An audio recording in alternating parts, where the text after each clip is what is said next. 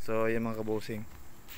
So mag-aalas 6 na, so talagang na-sit up namin ngayong araw itong ginagawa nating poste. So 2x4 4x4 na tubular 2.mm.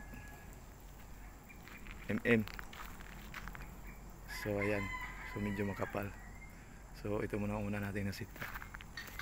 So andyan yung si Uncle doon nagsasaing na kasi medyo gabi na. Kol, sa ilotol mo na, Kol. Aga noon. Lungag na siya kay hapon na. Mag-alas 6 na, so dire sila matulog na pod.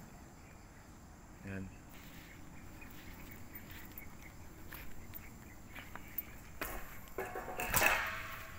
So ayan. 2x4. So nilagyan natin ng mating. Yan, so saka binuhusan. Yan. Ayan yung area natin kung saan ay na-sit up natin. So bali 2 araw lang to. So pag-ukay din tayo ng septic tank.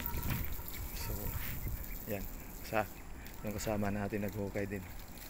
So di pa gaano kalaliman.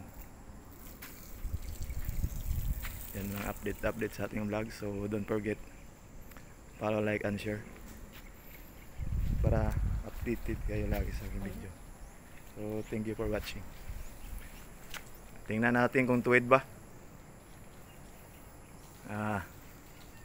Talagang tuwid na tuwid